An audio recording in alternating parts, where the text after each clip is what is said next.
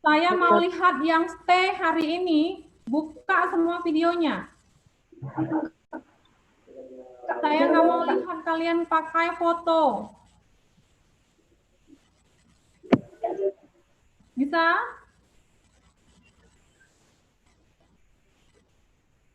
Coba yang bisa langsung stay videonya. Saya mau cek kalian stay di tempat atau enggak.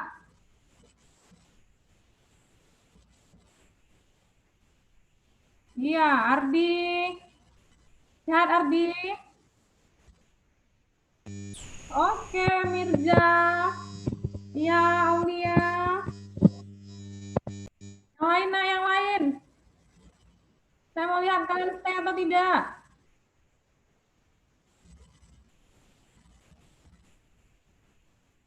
Yang hadir di sini ada 10 orang ya. Oke, kalau begitu kita mulai pembelajaran kita hari ini, yaitu mengenai artikel.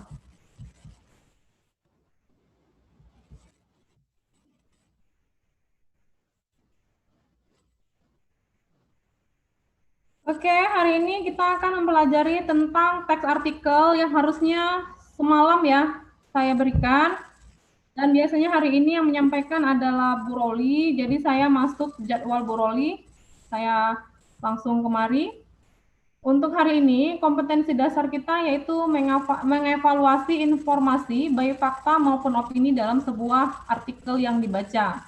Untuk indikator yang pertama adalah mengidentifikasi informasi pokok dalam artikel. Dan yang kedua, membedakan antara informasi, fakta, dan opini pada artikel yang dibaca. Ini tujuan kita yang pertama ya. Nah, untuk pengertian artikel, saya pikir untuk kalian yang sudah kelas 12 sangat familiar dengan artikel. Yang pasti artikel ini berisi tentang opini. Ya, berisi tentang opini yang dilengkapi dengan fakta. Ini sebuah tulisan yang berisi tentang opini dan fakta. Nah, untuk ciri-ciri artikel sudah ada di sini. Ciri-ciri artikel yang pertama itu ringkas, padat, jelas, dan tuntas. Ya, namanya artikel, tidak bertele-tele. Tidak bertele-tele. Kemudian yang kedua, yang B, isi mengandung fakta dan opini, didasari teori valid. Bagaimana orang bisa mempercayai artikel yang kalian tulis kalau kalian tidak memberikan fakta atau teori yang sesuai dengan opini kalian tersebut. Bersifat informatif dan aktual dan faktual ya, bersifat memberikan informasi dan terbaru. Bahasa baku, kalimat yang lugas, denotatif dan efektif. Artinya, kalau denotatif itu sesuai dengan kata yang sesuai maknanya dengan kamus, dan efektif, penggunaan kalimatnya harus efektif. Yang terakhir, yang kelima, yang E, yaitu metode penulisan artikel dibuat secara sistematis sehingga pembaca dapat dengan mudah memahami apa yang kalian tulis di artikel kalian tersebut. Untuk struktur, namanya sebuah teks, saya ulangi dari kemarin-kemarin pasti ada strukturnya. Nah, untuk struktur artikel, yang pertama adalah pembuka. Pembuka di artikel yaitu berisi orientasi, tahapan pengenalan terhadap isi artikel yang akan dibahas. Untuk isi, uraian penjelasan pokok permasalahan yang dibahas dalam artikel. Ya, ini seperti biasa. Yang penutupnya adalah sebuah simpulan yang berisi kalimat kunci merangkum pembahasan ke dalam bentuk ringkas dan jelas. Jadi untuk penutup ini, inilah opini dari kalian. Kalian tarik sebuah kesimpulan dari apa yang sudah kalian tulis sebelumnya yang ada di bagian pembuka dan isi. Ini contoh. Ini contoh sebuah artikel yang sudah saya berikan strukturnya. Perhatikan bagian pembuka. Di sini ada sebuah artikel yang berjudul Bunga Pertama Mekar di Luar Angkasa. Apakah mungkin ada kehidupan di luar angkasa? Nah, ini sebuah pembuka. Mengajak si pembaca berpikir dan ingin tahu kalimat berikutnya apa lagi yang kalian tuliskan di dalam artikel itu. Pertanyaan yang mendasari berbagai penelitian di angkasa luar itu terjawab saat astronot Amerika Serikat Scott Kelly mengunggah foto bunga mekar di tanaman jeruk zinnia ke Instagramnya. Perhatikan, di sini masih dibukanya apa saja yang akan dia bahas. Kemudian ada isinya di sini di bagian paragraf kedua dan yang ketiga yaitu penutup. Harapannya ini menggambarkan kesimpulan yang ditarik oleh si penulis artikel tersebut. Sudah? Ini untuk bagian struktur. Kemudian untuk jenis artikel, ini jenis artikel berdasarkan isi ya, berdasarkan isinya. Yang pertama yaitu artikel praktis. Nah, artikel praktis ini mengutamakan keterampilan daripada pengembangan pengetahuan. Artinya, yang kalian tulis di artikel ini adalah langkah-langkah atau berhubungan dengan keterampilan. Bukan pengetahuan ya, walaupun sifatnya informatif atau informasi. Tetap ya, yang namanya artikel itu harus bersifat informasi. Hanya saja untuk praktek berarti berhubungan dengan keterampilan. Contohnya ini, contoh langkah-langkah menulis esai. Jangan lupa, walaupun dia di sini judulnya langkah-langkah menulis esai, dia tetap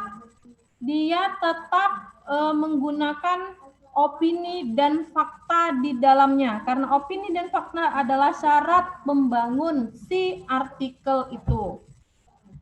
Yang kedua yaitu artikel ringan. Nah, artikel ringan ini mengemas dengan humor atau memberi kesan menghibur pembaca, tapi isinya tetap informatif. Coba perhatikan di sini ada saya buat contoh sebuah artikel. Yuk, intip cara belajar para ilmuwan dunia. Nah, nanti kalian baca di rumah. Kira-kira sesulit apakah mereka belajar, samakah dengan kalian sehingga mereka bisa menjadi seorang ilmuwan sementara kalian tidak? Dengan ala kadarnya mereka menjadi seorang ilmuwan. Perhatikan, siapa ilmuwan yang kamu kagumi? Newton atau Einstein? Perhatikan, di sini ada jenis artikel ringan. Nanti kalian baca selanjutnya di rumah, di akun psikologi nanti saya share. Nah, ini artikel opini.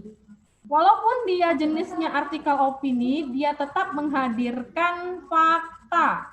Dan ini sering kalian jumpai di surat kabar. Di surat kabar dia punya halaman sendiri yaitu opini. Berikutnya, artikel analisis ahli. Nih, artikel jenis ini berisi laporan sistematis mengenai hasil kajian atau penelitian. Tetap saja di dalamnya ada opini walaupun dia sebuah artikel ilmiah. Bukan riset ya, ini sebuah artikel. Artikel itu lebih singkat atau lebih padat daripada riset. Ya. Kemudian, nah, informasi dalam artikel. Tadi saya sebutkan informasi dalam artikel itu yang pasti ada opini dan ada fakta. Ada opini dan fakta.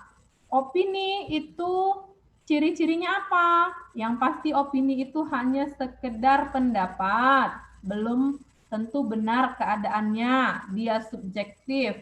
Sementara kalau fakta dia pasti objektif dan benar pasti adanya. Ini salah satu contoh dari opini, kalimat contoh opini ya. Hujan di daerah pedesaan aromanya seperti rumput basah. Ada kata seperti, berarti dia belum pasti, masih subjektif. Sementara kalau untuk fakta contohnya aroma yang pertama dikenal sebagai petrichor dan yang lain disebut ozon. Nah, ini jelas dia fakta, tidak mengandung keraguan-raguan. Coba perhatikan, ini ada contoh soal. Kira-kira menurut kalian jawabannya yang mana?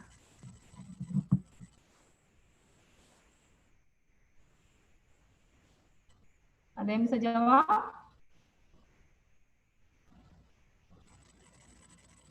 Saya bacakan soalnya. Dia memang patut disebut sebagai maniak bola, kalimat pertama.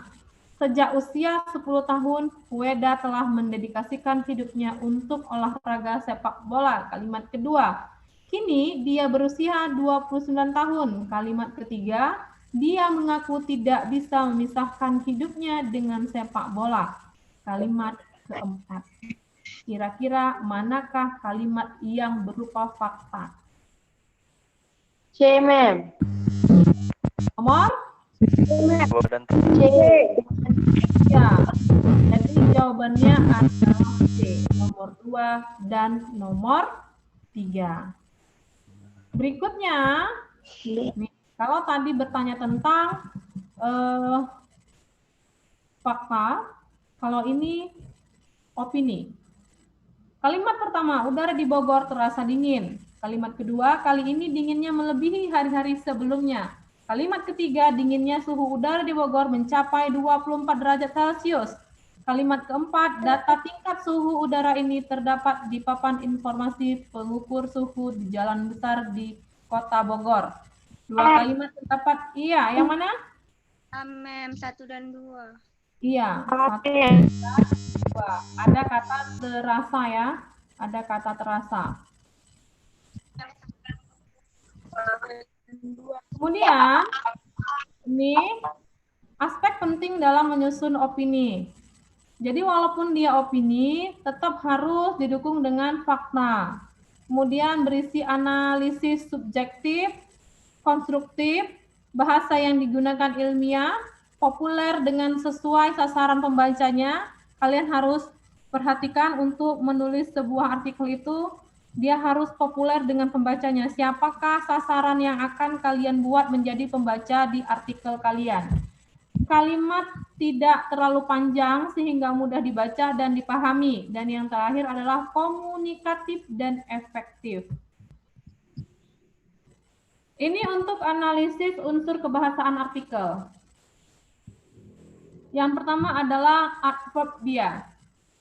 Adverbia atau disebut juga dengan kata keterangan. Ya. Untuk selanjutnya nanti saya jelaskan di modulnya nanti saya share di psikologi. Kemudian untuk konjungsi saya pikir ini untuk kelas 12 sangat gampang. Konjungsi adalah kata penghubung. Dan yang terakhir adalah kosakata. Ini juga sangat mudah untuk kalian yang sudah kelas 12. Jadi untuk artikel sampai di sini dulu. Saya pikir pertemuan kita waktunya juga sudah selesai. Assalamualaikum warahmatullahi wabarakatuh.